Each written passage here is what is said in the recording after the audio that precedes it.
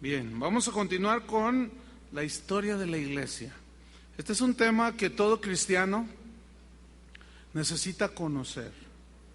Hemos estado estudiando cómo nació la iglesia, cómo se fue desarrollando.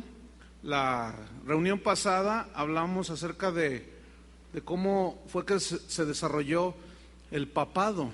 Y ahora vamos a hablar acerca de las doctrinas del papado.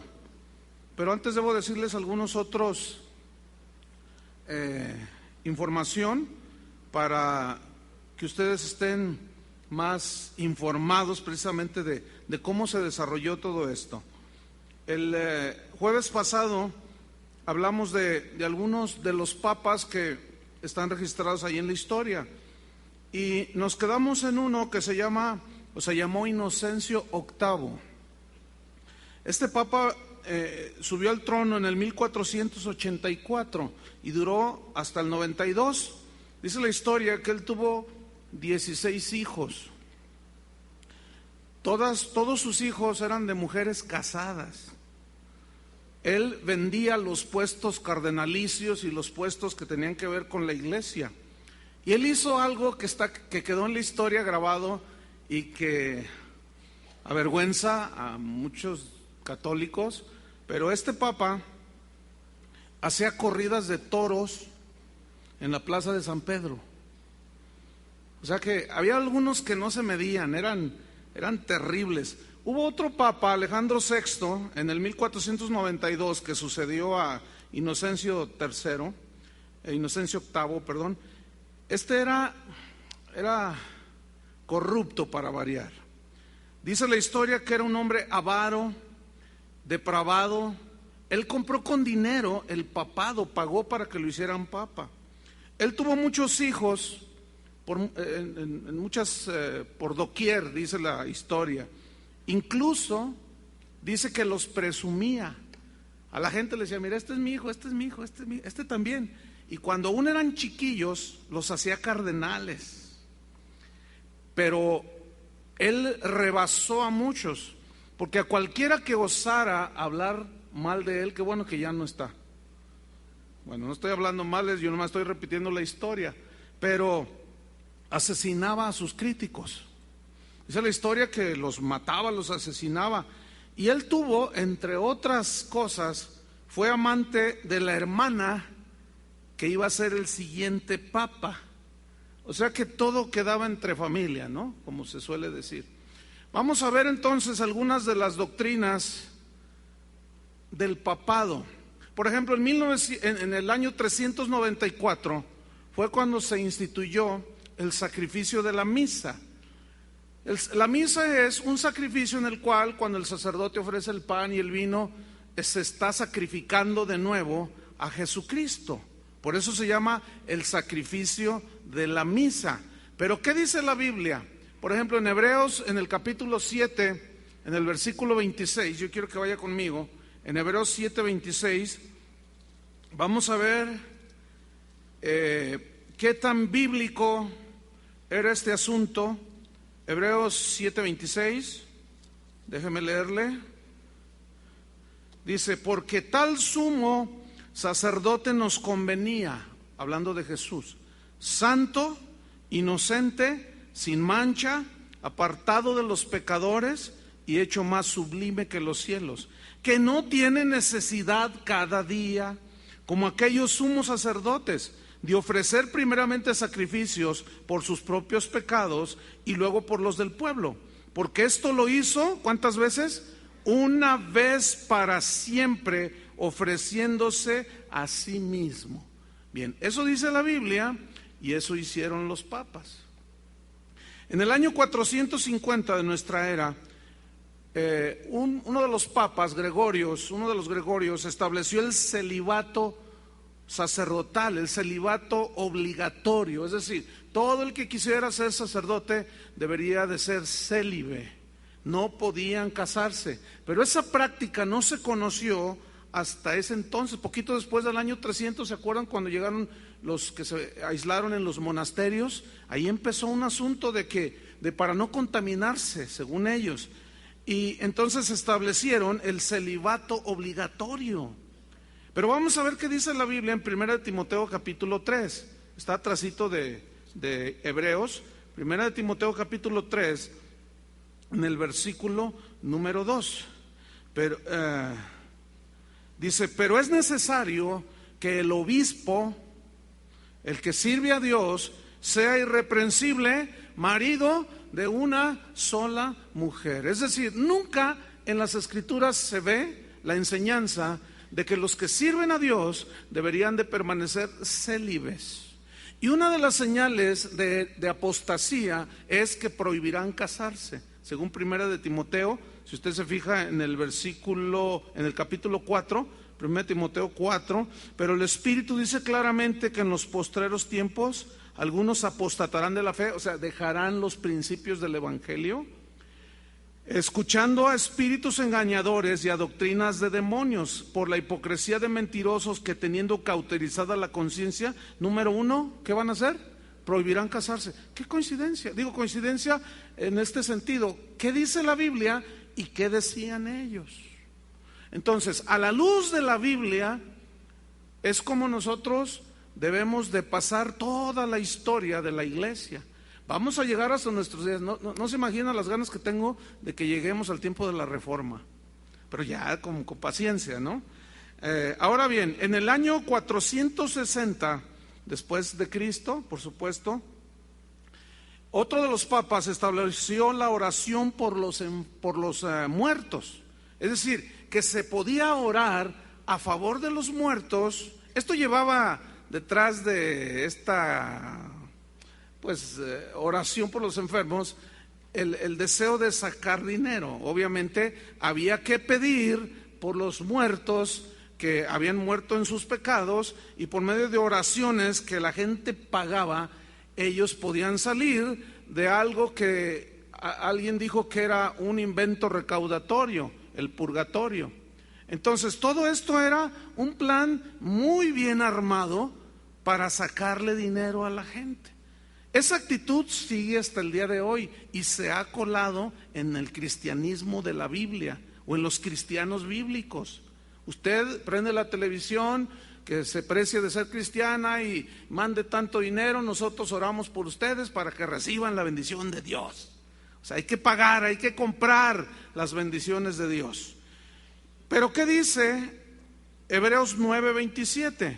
Vaya adelantito, de ahí vamos a estar viendo bastante. Otra vez, Hebreos 9, en el versículo 27, respecto a la oración de los muertos. ¿Podrá haber alguna oración que ayude a las personas una vez muertas? Bueno, vamos a ver qué dice la Biblia. 9:27 de Hebreos, y de la manera que está establecido para los hombres. ¿Quién lo estableció? Dios. Que mueran una sola vez, y después de esto deben de esperar ¿qué? El juicio. O sea, una vez muerto, ya la oportunidad la tuvimos, o la gente la tuvo mientras estaba con vida en este mundo. Así llegamos al año 526, cuando otro de los papas inventa la doctrina de la extrema unción.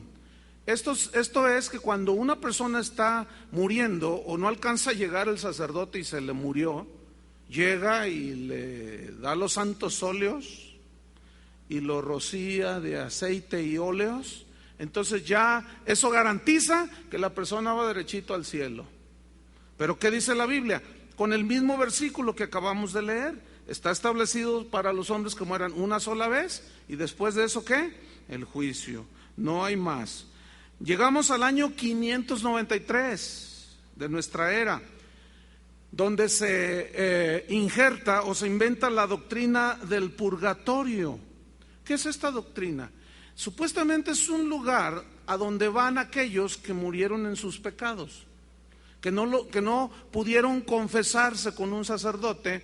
Entonces cuando mueren van directo al purgatorio. Es un lugar donde se expían los últimos pecados, los que les quedaron por allí, pero allí pueden estar cientos de años. Pero uno de los papas, muy listo por cierto, dijo que había que hacerles unos actos religiosos que se llamaron misas gregorianas, pero obviamente con un cómodo pago. ¿Por qué siempre tiene que la gente pagar ¿Por qué siempre los abusivos en cualquier iglesia hay de esa gente? ¿Sí o no? Entre nosotros los tenemos, no nada más con los católicos, porque ese espíritu no viene de Dios. Ese espíritu está infiltrado en todas las religiones y en todas las expresiones del cristianismo. Es una actitud horrible que ofende a Dios. Entonces, había que pagar, por supuesto, para que la gente expiara sus pecados y saliera del purgatorio. Y esa fue una de las doctrinas que se manipularon tanto, que fueron una de las que mayormente provocaron lo que se conoce como la reforma de la iglesia. Cuando se divide por segunda vez la iglesia cristiana, ya se había dividido en la iglesia ortodoxa griega, pero luego viene el gran segundo cisma, la división del cristianismo. Esto sucedió en Europa por un monje católico llamado Martín Lutero, que no podía tolerar lo que él estaba viendo, y menos cuando comenzó a estudiar las escrituras. Esto le sucede al que estudia las escrituras, se mete en un asunto para bien de su alma, qué bueno, pero peligroso, porque en el momento que empiezas a leer las escrituras te empiezas a dar cuenta de las cosas. Entonces se armó una revolución y tú y yo somos producto de esa revolución espiritual, fíjate. Entonces se inventó también el asunto del limbo. Es un lugar a donde los niños, si no los bautizan, claro, hay que pagar por bautizarlos. Qué casualidad, no hay que pagar una lana para bautizarlos. ¿Sabían que aquí en Guadalajara, bueno, yo supe de un pastor, un par de iglesias aquí en Guadalajara que ya cobran por casar, por bautizar? Dices, ¿cómo? Ya está, es que es un buen negocio, hermanos. Si quieres hacerte rico, pon una iglesia allá enfrente y empieza a sacar dinero a la gente. Eso es terrible, hermanos. Pero fíjense desde cuántos años atrás estamos hablando. ¿Ah? Entonces, ¿qué dice la Biblia en Lucas 16:26? Ahí Jesús está dando una historia de un hombre que se fue al seno de Abraham. Ahí estaba disfrutando al paraíso, la presencia de Dios, la paz de Dios. Y otro se había ido a un lugar de tormento, Lázaro y el rico, ¿se acuerdan? Y entonces dice la escritura, hay una gran cima entre nosotros y ellos, porque el que estaba en tormentos dijo, Padre Abraham, que Lázaro venga y moje aunque sea un poquito mi lengua con un poco de agua, porque estoy en tormento. Y Abraham le contesta, no, es que no se puede. Hay una cima entre nosotros, nadie puede salir, nadie puede entrar a su libre albedrío, nadie. El que está en el cielo ya no se quiere salir de allí, el que está en el infierno quiere salir pero no puede. Entonces, no hay nada de que me paso para acá, de que tú te vas para allá, y menos pagando. Jesucristo dijo, ¿habrá algún dinero de rescate que el hombre pague por su alma? ¿Te imaginas qué tanto puedes pagar por la salvación de tu alma? Entonces el sacrificio de Cristo no tiene valor. ¿Se fijan cómo todas esas doctrinas contradicen la doctrina de la Biblia? Bueno, así se fue desarrollando la iglesia. Por eso llegamos al tiempo del oscurantismo, la medianoche de la edad oscura. Una cosa impresionante. Llegamos al año 600 después de Cristo, de nuestra era, y uno de los papas establece la misa en latín. Mire, si ni en el idioma, ahora menos en latín, porque decían que el latín era el idioma de los ángeles. Bueno, déjenme decirles, el actual papa, que es muy conservador, Benedicto XVI, acaba de dar un decreto que dice que algunas partes de la misa volverán a ser en latín. ¿Cuántos oyeron eso? Uy, luego que lean, se la pasan viendo con todo. Vean cosas que ustedes aprendan, no pierdan el tiempo. Casi nadie levantó la mano. O sea que yo soy el único que veo las noticias o leo las noticias. No, ya no lo voy a hacer por ustedes. Luego yo vengo y les informo y luego se me quedan viendo algunos como diciendo, ¿a poco? Ustedes deberían de estar allá abajo afirmando, no, sí es cierto, es cierto. Y si no, como una persona me dijo, yo voy a checar todo, chécale, revísalo. Entonces ya cuando llega y me dice, no, sí, pastor, pues está bien, está bien. Bueno, todos tienen esa libertad. Entonces llegamos al año 787. Estoy dando las doctrinas más conocidas porque hay sin fin de herejías y de doctrinas que rigen todavía esa rama del cristianismo, que es el catolicismo. Llegamos al 787, donde se instaura el culto a las imágenes y a las reliquias. Fíjense, desde el 787 comenzaron a poner imágenes en los templos católicos. Una de las doctrinas del papado es la infalibilidad del papa, es decir, que el papa no se equivoca cuando da un decreto supuestamente que viene de Dios. Bueno, escuchen bien. Esto se instauró en el 787. El Papa Juan XXIII, el francés, que gobernó la Iglesia Católica desde el 1958 al 62, él dio un decreto de que quitaran, escúchenme bien, todas las imágenes de los templos católicos. Total, ¿se equivocan o no? ¿A quién le van a hacer caso? Así están las cosas, fíjense. Hay una de contradicciones impresionantes, pero también el culto a las reliquias. En los tiempos de los reformadores, ahí en Praga, en algunos países como Checoslovaquia, Alemania, había templos donde había reliquias del cristianismo. Y había una pequeña capilla que ellos necesitaban, se les había quemado, católica la capilla, se les había quemado y no hallaban cómo sacar lana, porque todo lo del purgatorio y todo ese asunto iba a dar al Vaticano, ¿no? A Roma. Entonces decían, no, pero nosotros necesitamos una lana. Entonces a un monje católico se le ocurrió algo y sacó unos frasquitos y decía, aquí tenemos leche de los senos de la Virgen María.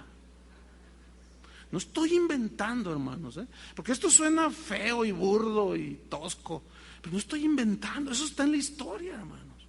Pero ahí no quedó la cosa. En otro frasquito decían, aquí tenemos el prepucio de Cristo, cuando lo circuncidaron, y ellos guardaron el pedacito. Entonces la gente venía, pero con una adoración impresionante, y obviamente se llenaban las arcas. Y así, miren, pero de reliquias, ay, hermanos, tráigase el pañuelo. Y ahí están los cristianos guardando el pañuelo en la Biblia que les bendijo el apóstol Juan sin miedo. Y hacemos las mismas prácticas, nada más que más cristianizadas.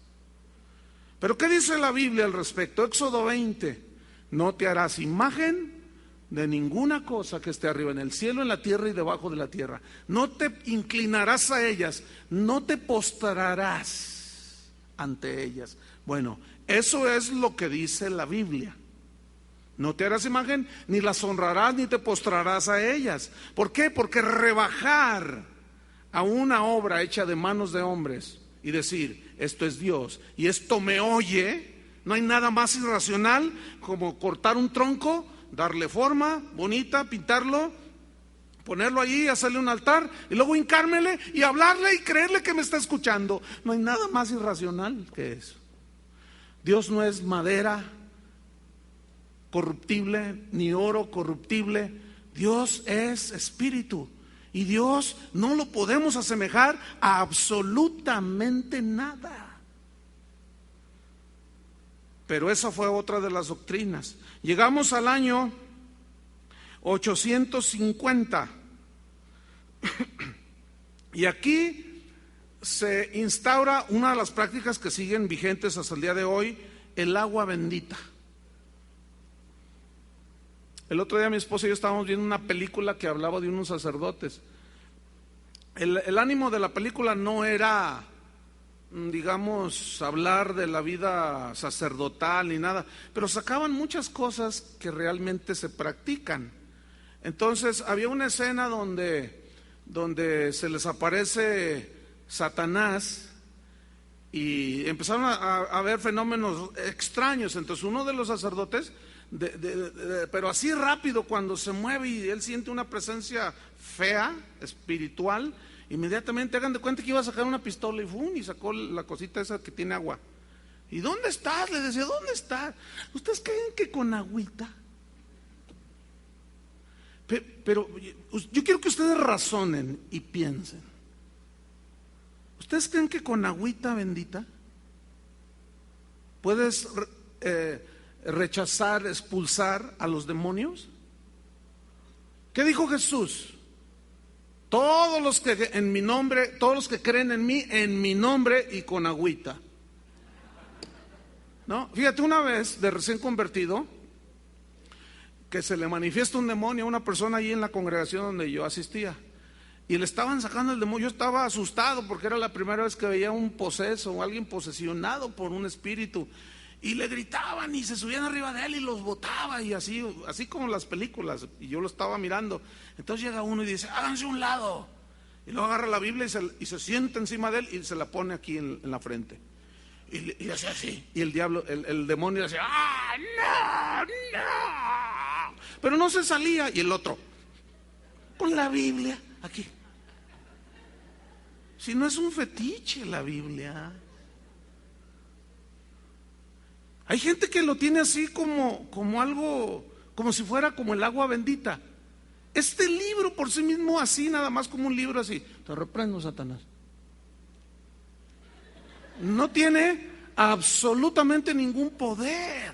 Hermanos, tenemos que ser muy entendidos al respecto. ¿Por qué? Porque hay muchas prácticas dentro de la iglesia cristiana que caen en la agüita. No se diga los de Pare de Sufrir con su agüita a un lado. Ustedes han visto en la televisión. Y luego que el manto sagrado y que no sé cuántas reliquias y cosas, y le atribuyen a cosas, poderes espirituales. Hemos caído en el mismo asunto. Así es que no debemos de señalar solamente los errores de uno, sino nosotros también estamos involucrados en esto. En el año 1115 de nuestra era se establece la confesión auricular. ¿Qué significa eso? Fíjense cómo todo era un plan concebido, pero con una ambición de control. Y esta doctrina consiste en que las personas, el que profesa catolicismo, debe de ir con un sacerdote a confesar sus pecados, aquí al oído o enfrente de él. Y bueno, a mí me tocó, cuando yo era un joven, un niño, que me confesaba con un sacerdote, verlo así cara a cara. Las mujeres se ponían aquí como, así eran mis tiempos. No sé ahora cómo ha evolucionado. No sé si ha evolucionado, si sigue siendo igual, pero me acuerdo un día que yo iba, pero sí tan acongojado, yo me sentía el peor, me sentía como el último, como así como Pablo, como un abortivo, como un desechado por Dios. Ahorita les digo cuál fue el pecado que hice. Entonces yo llego y no levantaba ni, yo tenía como 8 años de edad. Entonces me dice el padre, ¿qué hiciste, hijo? Y le dije, no, padre, pues es que me acuso, y no le podía decir.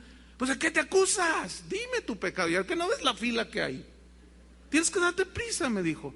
Es que yo, padre, y, ¿me vas a decir o no? Le dije, es que fumé. Me dice, ¿y quién te dijo que eso era pecado? Pues yo sé que, no, eso no es pecado, ya vete, ándale, rézate unos padres nuestros, ya, ándale, no es pecado. Y yo me salí todo sacadísimo de onda. Ahí donde nosotros vivíamos era un templo, y era un sábado. Los sábados confesaban a los niños, y recuerdo que al final de la confesión, que duraba unos 3 horas, todos los niños ahí del barrio lo hacíamos, nos poníamos a jugar deportes, voleibol, básquetbol, había unas instalaciones, y cuando ya llega ese tiempo, sale el sacerdote y saca sus del Prado. Entonces yo dije, pues no es malo. Pero ¿qué dice la Biblia? Que somos templos del Espíritu Santo. ¿No dice así? Entonces, yo quiero que ustedes vayan notando cómo todas esas cosas son enseñanzas que no son bíblicas. ¿Qué dice la Biblia en 1 de Juan 1:9? Si confesamos nuestros pecados, ¿a quién? A Dios, al Padre, en el nombre de Jesús. Si confesamos nuestros pecados, Él es fiel y justo para perdonarnos y limpiarnos de toda maldad. Fíjese qué irracional es esto. Yo ofendo a mi esposa y voy y le pido perdón a un hombre. Nada, nunca nos enseñaron, ok, yo te perdono en el nombre de Dios, ahora pídele perdón a tu esposa. Nunca. A lo mejor sí, no sé, pero a mí ya no me tocó ese tiempo de casado. Pero fíjense qué cosas. Cuando Jesús andaba aquí en la tierra, la misma gente le decía, cuando una vez sanó a un paralítico y le dijo, tus pecados te son perdonados. Y dijeron, blasfemia, ¿qué se cree este? ¿Qué te crees tú? Le dijeron a Jesús. Porque solamente Dios perdona pecados. ¿Cómo se le ocurre a un hombre decir yo te perdono? Dice, pues yo soy el Hijo de Dios y yo tengo poder para perdonar los pecados. Es el único que puede perdonar los pecados. El sacerdote no murió por mí para que Él me ande perdonando los pecados. Nada más aberrante que eso, hermano.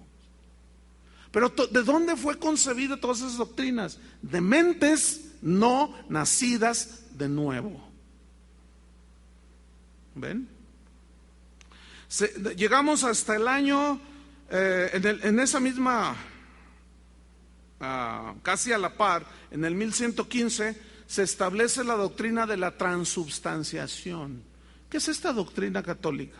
Es que cuando el sacerdote consagra el pan y el vino, se convierten en el cuerpo y la sangre literal de Jesús. ¿Pero eso fue lo que realmente Jesús dijo? Pregunto. Porque cuando Él estaba allí y partió el pan, les dijo a sus discípulos, tomen, coman, este es mi cuerpo que por vosotros es partido. Pregunta, ¿tenía dos cuerpos o era simbólico? Cualquiera lo puede entender así. Cualquiera lo puede entender. En ese momento Él no tenía dos cuerpos, el pan que había partido y el cuerpo en el que estaba. Era obvio que el pan era algo simbólico. Tomó la copa y les dijo, beban de ella todos, porque esta es mi sangre, sangre del nuevo pacto, que por vosotros es derramada. Posteriormente Pablo dice, a mí me fue revelado esto. La noche que el Señor Jesús fue entregado, tomó pan, lo bendijo, lo partió, coman todos, beban de la copa. Todo el que hace esto, dice, háganlo en memoria de mí. Como un recordatorio de ¿qué? Del sacrificio que Jesús había hecho. Así como los judíos una vez al año celebraban la fiesta de la Pascua, donde mataban al cordero y recordaban la liberación de Egipto, así nosotros, los cristianos.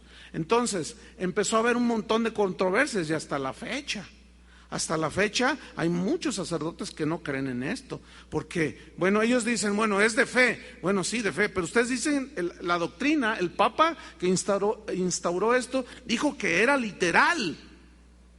Entonces muchos han visto, después de que consagran, ven el vino, ven el pan, la hostia, y dicen, no, pues sigue siendo. Fíjense, una de las cosas que enardeció Martín Lutero cuando fue a Roma, antes de él, pues le viniera toda la revelación de la epístola a los romanos, fue que al llegar a Roma, fue a una pequeña iglesia a concelebrar una misa. Entonces uno de los sacerdotes, cuando tomó la hostia, ya ven que se voltean así, de espaldas, le dan la espalda a la gente, y ellos miran hacia el altar así, y él estaba concelebrando, él estaba dando el pan y el vino. Entonces el sacerdote dijo, pan eres y pan seguirás siendo, vino eres y vino seguirás siendo. Y dijo, ¿qué dijiste? Dice, nada. Dijo, tú acabas de decir, y se discutió con el otro sacerdote. Actualmente muchos sacerdotes no creen, porque pues efectivamente tú tomas el vino y sigue siendo vino, jugo de la uva. Agarras pan y sigue siendo pan, pero algunos muy listos han metido pedazos de carne ensangrentada y dicen, hacen ahí del que estoy consagrando, y de pronto, milagro, milagro, milagro. Miren, miren, se convirtió en carne verdadera, carne de Cristo. Y la gente, y obviamente hay que caerse con el billete. Qué horrible, ¿verdad, hermanos? Fíjense lo que los hombres han hecho, hemos hecho del cristianismo, hermanos. Qué vergüenza. En el 1229, uno de los papas prohíbe leer la Biblia, queda estrictamente prohibido, es prohibido leer las Escrituras, bajo pena de muerte. Si te encontraban a ti leyendo la Biblia, te quemaban. Después, otro papa de los contemporáneos, Paulo VI, Juan 23 también, dijeron, la gente debe de leer la Biblia. Oh, por fin, ¿qué? ¿Se equivocan o no? Ahora, ¿por qué este papa que inventó esa doctrina de que Dios dice que no lean la Biblia? Imagínense, porque el papa era el vicario, era el representante de Dios, y Dios me dijo que les dijera que no lean la Biblia. ¿Por qué prohibieron la lectura de la Biblia? Porque ya comenzaba la gente a ir a las Escrituras para ver si esas cosas eran así, y se daban cuenta que era una falacia, que era un engaño. Fíjense lo que dijo Jesús en Juan capítulo 5. Juan capítulo 5, versículo 39. Aquí Jesús está hablando con los discípulos, está enseñando, se le atraviesan ahí los fariseos, y vean lo que les dice. Juan 5, 39. Escudriñad las Escrituras. ¿A quién le vamos a hacer caso? ¿A los hombres o a Jesús? ¿A quién? ¿A los hombres o a Jesús? Jesús mismo dice, escudriñad, buscad, profundizad en las Escrituras, porque a vosotros, les había dicho a los que no creían en Él, os parece que en ellas tenéis la vida eterna, y ellas, las Escrituras, son las que dan testimonio de mí. Entonces, ignorar las Escrituras, desconocer las Escrituras, es desconocer al Hijo de Dios. Nada más aberrante que eso. Por eso, hermanos, la humanidad entera entró en un oscurantismo, porque la luz vino a la tierra, la luz vino, alumbró a los hombres, y ellos amaron más las tinieblas que la luz. Qué increíble, ¿no? En el año 1303, ¿me quieres voltear el reloj, por favor? Porque no lo veo. Ándale, ahí así. Las 10:30. Ay, jole. En el año 1303, la Iglesia Católica, un papa declara a la Iglesia Católica como la única iglesia verdadera. Dijo que fuera de la Iglesia Católica no hay salvación. Por eso es que ellos bautizan a sus niños y ya son miembros de la iglesia. El bautismo nunca hará un cristiano. Lo que hace un cristiano es el nacer de nuevo. Eso es lo que dice la Biblia. Entonces fíjense, la Iglesia Católica llama a las demás iglesias sectas. ¿Qué es una secta? Que se cierra en un dogma arbitrario.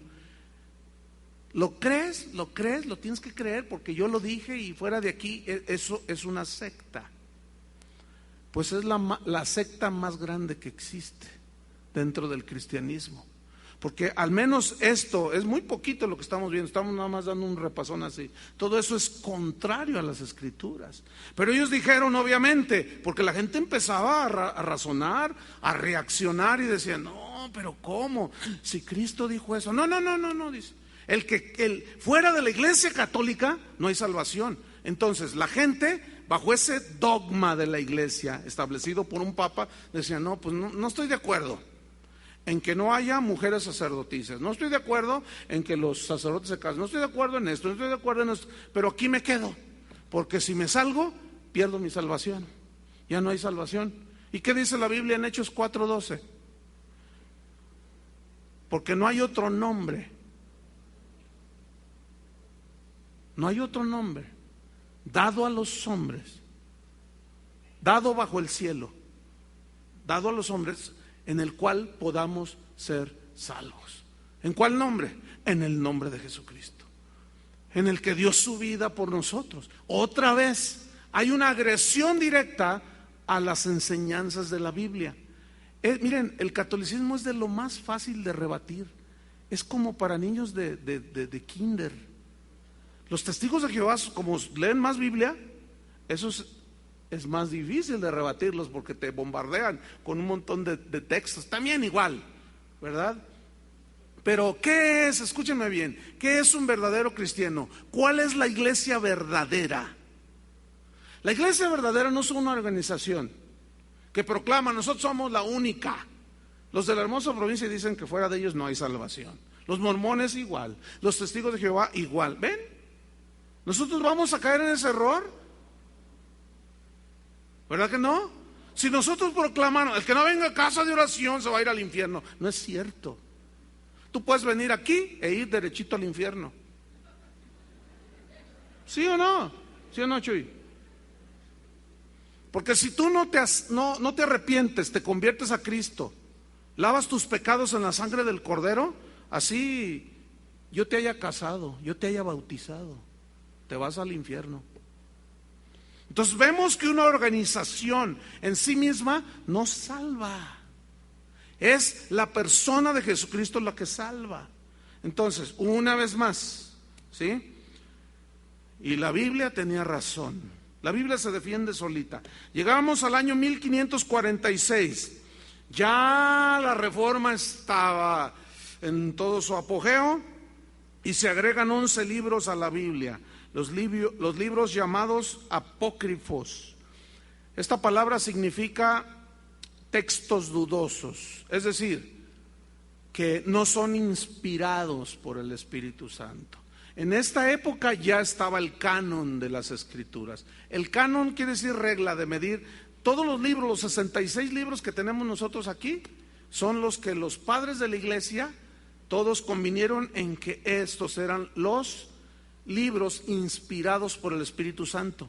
Hay otras cartas de cristianos como Clemente de Alejandría, de Orígenes, del mismo Justino, del mismo Pedro. Hay un Apocalipsis de Pedro, hay un Evangelio de Judas, hay un Evangelio de Tomás. Y los que no entienden eso, lo ven en el Discovery. Y el otro día alguien me habló bien desconcertada. Una señora: ay, pastor, estoy viendo el Discovery. ¿Y qué está viendo?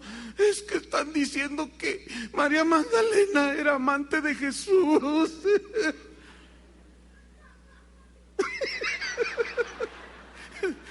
Entonces yo le digo: pero mujer,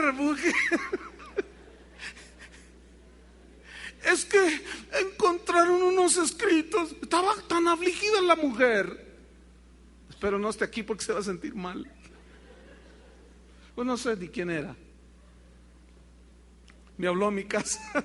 Yo no sé quién le dio mi teléfono, porque yo no quiero que me hablen a mi casa. Imagínense 5,000 llamadas, me vuelven loco. No le des a nadie mi teléfono. Van a decir: ay, sí, qué pedante, qué sangrón. No, fíjese que no. Yo quiero, y siempre les voy a enseñar, que primero le hablen al Señor, al último a mí. Primero busquen a Dios, no busquen al hombre, y van a ver que les va mejor. Porque en una de esas me agarran de malas y los regaño, como aquella señora a las 4 de la mañana. Y yo, ay, a las 4 de la mañana dices: ya se murió mi abuelita. ¿Sí o no? Entonces tú agarras el teléfono y el corazón así: híjole, pues Entonces, bueno, pastor, sí, ¿quién habla? Ay, la hermana Rosita Alvírez. ¿Qué pasó, Rosita Alvírez? Hermano, es que ¿estaba dormido? No, estaba orando, es que Dios me dio una palabra, pastor, y se la quiero compartir. A ver, deme la palabra. Jehová es mi pastor, nada me faltará. En lugar de como le hacen los argentinos, como diciendo: ¿quién se le ocurre tal imprudencia? Pero ¿con qué estábamos, oiga? con los 11 libros de la Biblia, con los apócrifos. Bien, en el año 1562 se establece, fíjense, escuchen, la misa es una ofrenda propiciatoria. ¿Qué es esto? Esta es de las menos conocidas, aunque en la práctica la gente lo hace. ¿Sabe qué significa la misa, una ofrenda propiciatoria? Significa que con solo el hecho de ir a misa, ya no sabían, llegó el tiempo, después de la reforma, ya no sabían cómo la gente volviera a los templos. ¿Saben que hoy el 30%, 25-30% de los 800 o 1,000 millones de católicos, nada más el 20-25% van a misa? Con todo y todo lo que les han inventado, porque la gente ya no cree. Siguen siendo católicos pues por tradición, pero fíjese, la misa como ofrenda propiciatoria significa que con solo el hecho de ir a misa, tus pecados son limpiados. Con solo el hecho de ir. Por eso la gente va y se queda allá atrás. Ya cumplí ya mis pecados y ya se van. Sin arrepentimiento, sin contrición, sin reflexión. Eso se le ocurrió a un papa, con tal de que la gente regresara y obviamente pues para que dieran su limosna por el amor de Dios, ¿verdad? Qué cosas tan terribles hemos hecho. Pero ¿qué dice Primera de Juan, capítulo 2, versículo 1? Hijitos, estas cosas les escribo para que no pequéis. Mas si alguno hubiere pecado, abogado tenemos para con el Padre. ¿A quién? A Jesucristo, el justo, el cual es la propiciación por nuestros pecados. Propiciación significa una víctima inocente ofrecida en sacrificio. Esa es la propiciación. Entonces, ellos creen, y todavía hay gente que nada más va, algunos fíjense, nada más llegan a la bendición.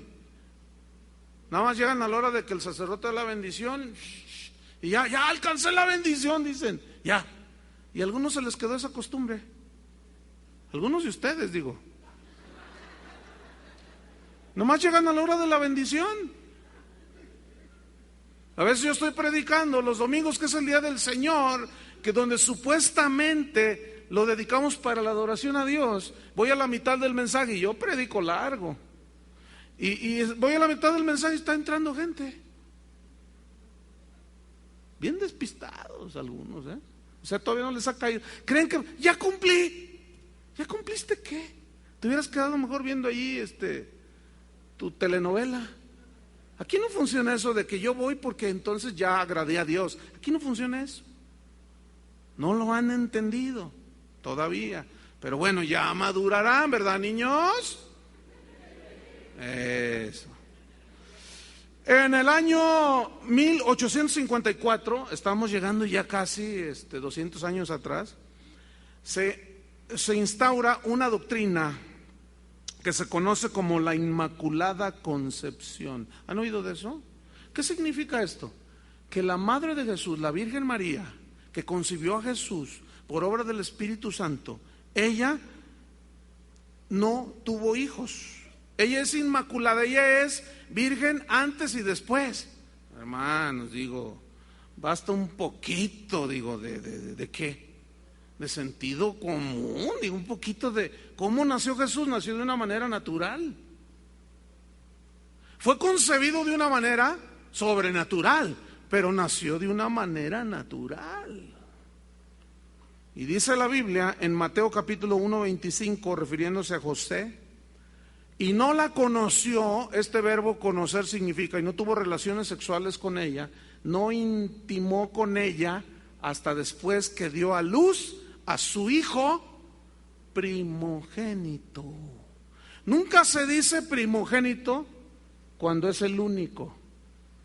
Por eso dice la Biblia en Juan 3:16 que Dios dio a su hijo, ¿qué? Unigénito. Uni es único. Primogénito es primero. ¿Quién es el primogénito de su familia? ¿Cuántos hermanos tuviste? 3. Tú fuiste el primogénito. Bueno, Jesús tuvo más hermanos. Esa es una de las cosas más obvias en la Biblia. ¿Y qué tiene? O sea, ¿qué tiene que ¿Qué hay de grosero o de pecaminoso que José y María, que se casaron, hayan tenido más hijos? A ver, dígame. Mentes torcidas que se empeñan. No, es que ya fue inventan cada cosa. Ella está gozando allá del Señor y con sus hijos ahí alrededor.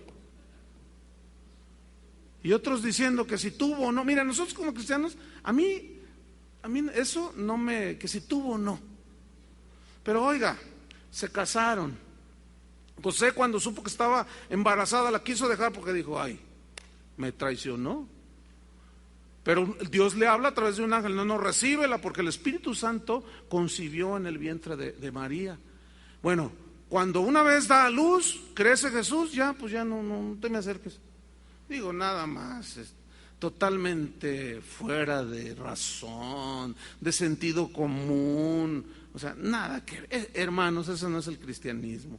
La Biblia dice que herencia de Jehová son los hijos, ¿verdad? Es una bendición de Dios. Entonces, bueno, todo eso ¿de dónde sale?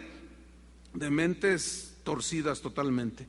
En 1870 se establece ya como un dogma. Un dogma es algo que es así porque lo dijo el Papa, aunque se venía practicando de 800, 1200 años atrás. Pero se hace ya oficial la infalibilidad del Papa. Es decir, cuando el Papa habla, Dios está hablando. Ay, Señor, hasta se me enchinaron los vellitos. Porque ¿quién se puede poner en el lugar de Dios? ¿A quién se le ocurre? Increíble. En 1950 se hace oficial algo que también ya venía dando por muchos años, siglos enteros, la asunción de María, o sea que ella no murió, que ascendió así como Cristo, así como Elías, así como Enoc se la llevó el Señor. No hay un registro, escúchenme bien, en la Biblia de esto, nada, no hay nada. Los primeros 300 siglos, que fueron cuando surgieron los llamados padres de la iglesia, hombres de Dios, como Justino, como Clemente de Alejandría, como Orígenes, todos los llamados padres de la iglesia, Jerónimo, todos esos hombres dejaron escritos, cartas, y no hay una sola mención de ese asunto. Pero claro, tuvieron que inventarlo, siempre queriendo, creo que lo han logrado, han deificado a la madre del cuerpo terrenal de Jesús. Esos títulos de Madre de Dios, hermanos, se oye para nuestra idiosincrasia no suena bien, pero Dios no tiene madre, por el amor de Dios. Porque si tuviera madre, tuviera origen. El título por sí mismo es herético. ¿A quién se le ocurrió? Pues a alguien cuya mente estaba más torcida y con ganas de... Fíjense lo que hacían para sacar dinero, porque todo eso llevaba ese propósito. Qué increíble. Llegamos al año 1965, que fue cuando ya el Papa Paulo VI hace ya como un dogma el título de María, la Madre de Dios y Madre de la Iglesia. Bueno, ¿qué dice Juan 8:58? Y nos vamos. Juan 8:58. Juan 8.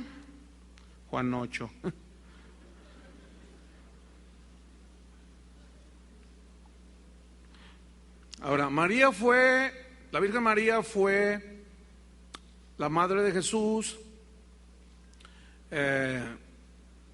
Jesús murió en el año 33 después de Cristo, o sea, después de él. Se oye medio. Y bueno, María pues era mayor que él, de mayor edad obviamente, ¿sí? Entonces María nació más o menos, se calcula que tenía como 16 años, 17 años. Ella nació en el año 16 antes de Cristo, más o menos. Ok. Escuchen lo que dijo Jesús. Jesús les dijo, de cierto os digo, antes que Abraham fuese, yo soy.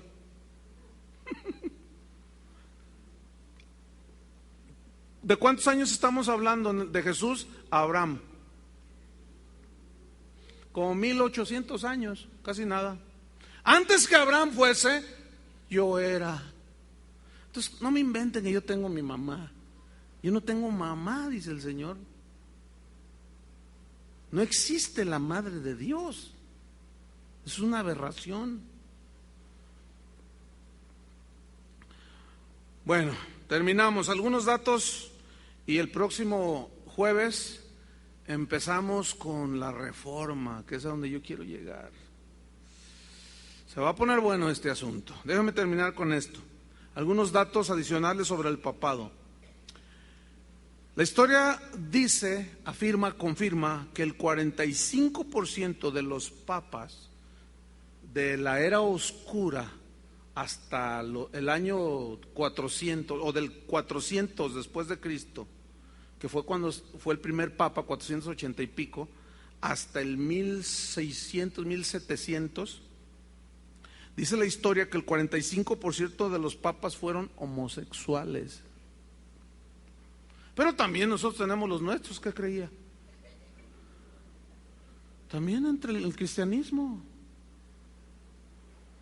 Hay iglesias metodistas ya anglicanas cuyo pastor es un homosexual declarado y casan homosexuales.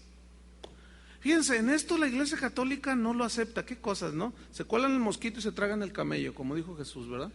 Qué impresionante, ¿no? Fíjense cómo todo es un desastre, es un lío todo. En el año 900 aproximadamente hay un episodio dentro de la iglesia católica que, híjole, es de los episodios que uno de los papas quiso borrar todo vestigio. ¿Saben qué es? ¿Qué es? El hecho de que hubo una mujer papa. Se llamaba Juana y se le conoce como Juana la Papisa. ¿Cómo fue que se coló ella al papado? Dice la historia, y miren hermanos, vayan a los libros, búsquenle, pero déjenme decirles, en la lista que trae el diccionario Larousse, no vienen, no viene, ni siquiera una mención. Y el asunto fue que Juana, la papisa, se le conoce así, ella nació de un padre que era un padre. O sea, su papá era sacerdote. Y nació Juana.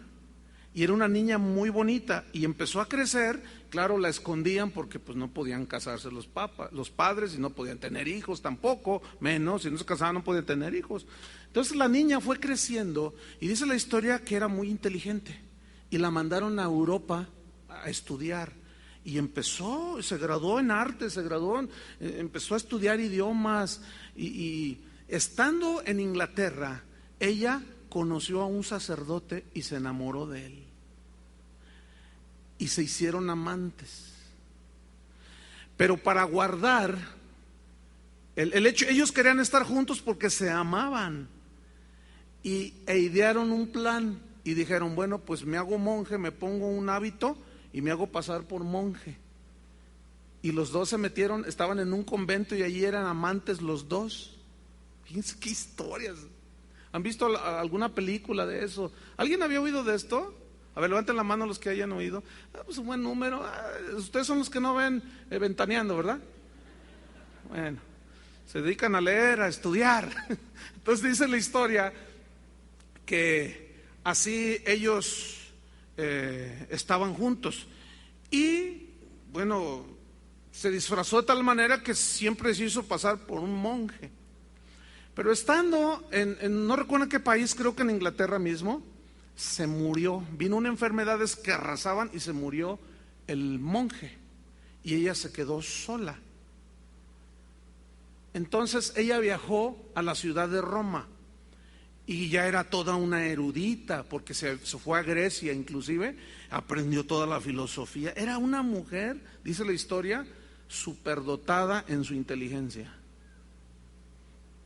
Entonces, narra la historia que cuando muere su amante, en este caso el monje, ella se va a la ciudad de Roma y ella entra a dar clases, o el monje, ¿sí? Que es ella, entra a una escuela de las más reconocidas en ese tiempo, y ella comenzó a dar clases y se empezaron a dar cuenta de la erudición de ella. Era una mujer súper preparadísima. ¿Oyeron eso, mujeres? ¿Sí o no? Digo, para que se preparen. Nomás que no lleguen a ser papizas, porque entonces... Bueno, total, la historia termina en que comienza la gente a darse cuenta y llega a oídos de los grandes prelados en Roma de que había un monje que se distinguía de todos. Y empezaron a escucharlo. Y decían, no, este está, pero para grandes cosas, por toda la sabiduría y preparación que tenía. Muere el papa de ese entonces. Inmediatamente la postulan y la eligen papa. A Juana, fíjense qué cosas. Ella fue coronada y siempre con sus vestiduras y haciéndose pasar por un hombre.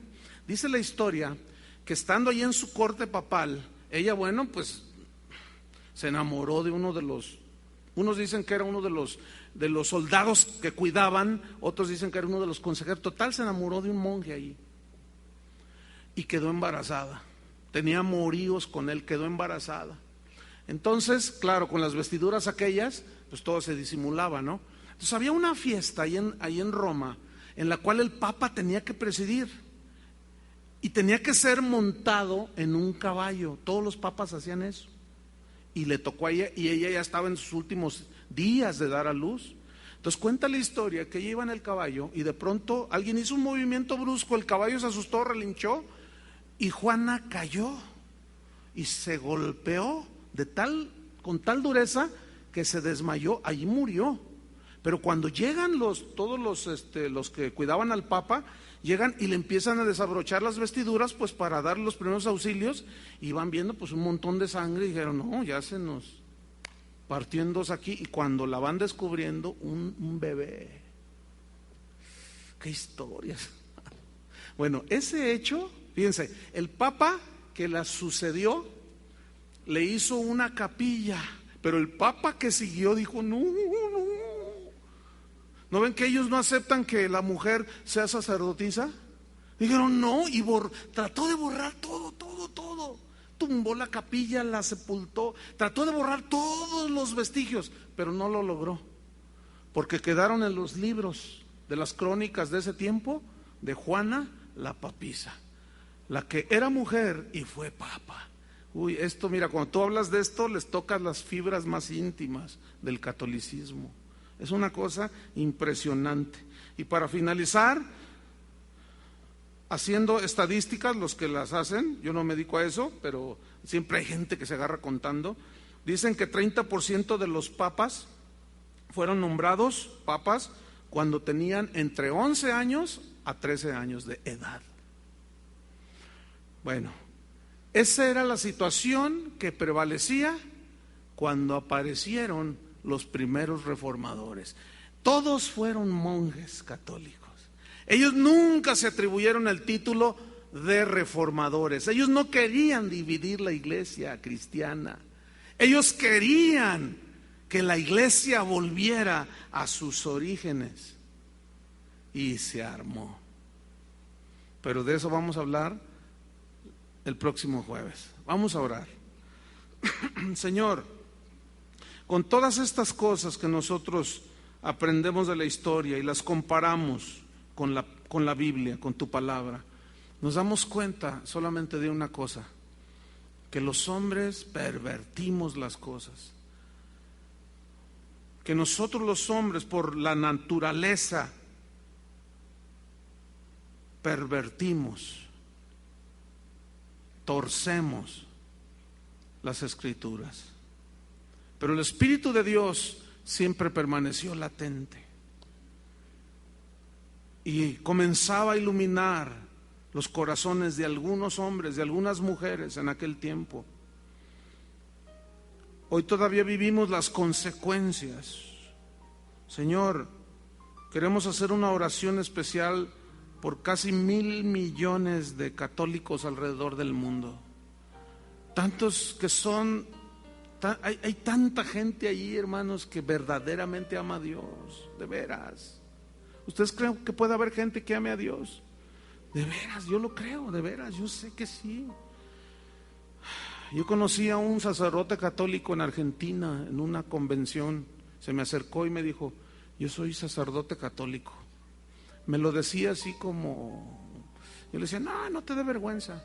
Y empezó a llorar y me dijo: ¿sabes qué, Chuy? Y me dijo, que él asistió a ese evento, vestido así de traje, pero yo soy el sacerdote fulano, tenía un puesto alto ahí. Y me dice: ¿sabes? Yo amo a Cristo con todo mi corazón, y ahorita tengo problemas en mi diócesis porque le estoy enseñando a la gente la Biblia. Están naciendo de nuevo, dice. Tengo un avivamiento en mi parroquia. Y vieran qué tremendo. Yo nunca había platicado con una persona así. Después yo regresé a México y él me escribía.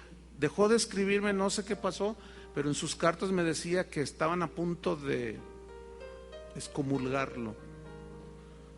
Qué cosas, ¿no? Pero hay mucha gente, hermanos. ¿No le gustaría que oráramos por ellos? Póngase de pie, que oráramos un minuto. Señor, son más de 1,000 millones tal vez de católicos alrededor del mundo que han sido engañados, que han sido abusados por hombres sin escrúpulos. Qué triste. Pero pedimos por ellos, Señor, porque dentro de la Iglesia Católica tú tienes también a tus escogidos, a los que tú sabes que te buscarán. Oramos, Señor, para que tu misericordia se extienda al mayor número posible de ellos. No tanto para que agredan a sus líderes religiosos, sino para que te conozcan a ti, Señor Jesús, que eres el camino, la verdad y la vida. Que ellos sepan y puedan ver que no hay otro nombre bajo el cielo dado a los hombres en el cual podamos ser salvos. Oramos por el Papa actual, Señor, para que tú le des una iluminación, algo, que él pueda decirle a todos, toda esa gente que lo sigue de una manera idolátrica. Oramos, Señor, sabemos que tú tienes gente allí.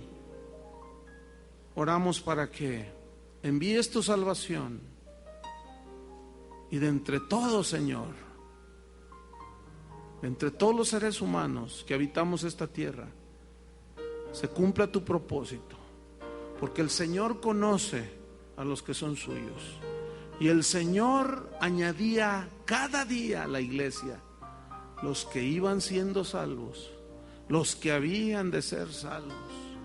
Y si tú te consideras alguien bendecido por Dios, que te sacó del oscurantismo, dale gracias a Dios, agradécele, pero que esta información que tú estás recibiendo no sea motivo de agresión hacia ellos. No, tengamos mucho cuidado con eso, porque de ahí salimos la mayoría de los que estamos aquí, ¿no es cierto? Entonces, con un corazón de compasión y misericordia es que nosotros oramos a favor de ellos. Amén. En el nombre de Jesús. Que Dios los bendiga.